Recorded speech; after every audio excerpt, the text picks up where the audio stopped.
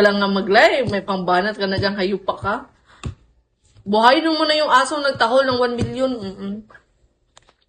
Sayang to si Pusang Kaloy. Pwede pahingi ng magkano nga? $2? Ay, hindi. $5. Ay, $10. Ha? Pila yan yung $10 yan. Basi maluoy ka, no. Be, pahingi ng Gcash mo. Kabawa ka naman. Oops. Ay. Yawa. No, sa ko. Mga ito kong likod. Yan, na-stress ko. Promise, na-stress kasi ako. Kasi wala talaga sa plano kong pre-medical ba. Kasi pambayad ko yun ng lupa ng 9,000 ngayong month na to. Tapos, ano malagasto yung pera?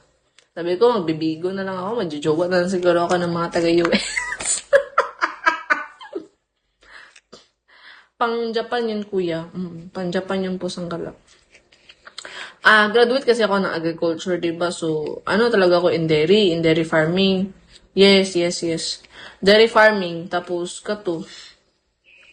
Pre-med ako. Ang mahal pala ng mga gasto no. Yawa man yan, oy. Pre-medical pa lang siya ba? Para ipasok sa line-up. Tapos, interview. Tapos yun, eh. Ay, nashock ako kasi nga, yung likod ko. Kasi yung scoliosis daw. Kaya basi, mabigat ang trabaho ba? Alam mo ba, farmer. So, yun. Iiyak na lang natin sa tabi-tabi. Ano tayong magawa? Yun nga eh, oo.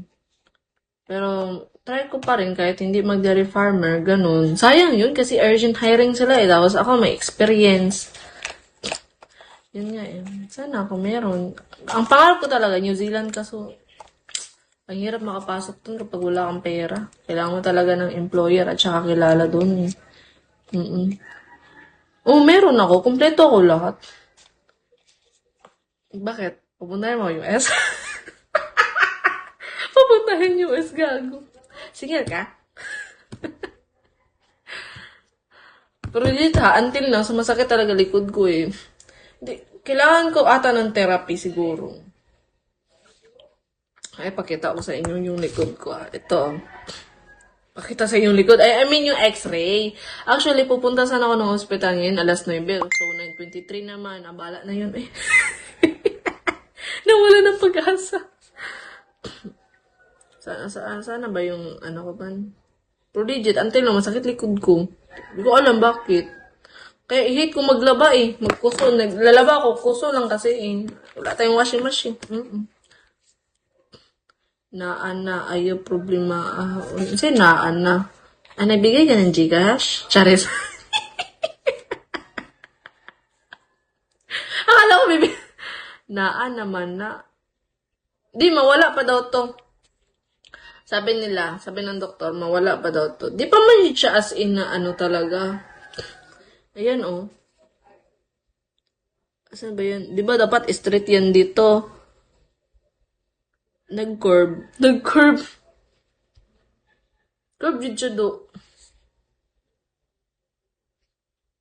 Dapat straight. Dari, oh. Kasi naman, kapag nagla-live ako, wala kasi yung upuan, eh. Ang mahal naman nun. Gusto ko nga magpa-therapy sa orthodecal, magpa-check sa doktor mamaya. Sabihin na magpa-orthodecal, ganun.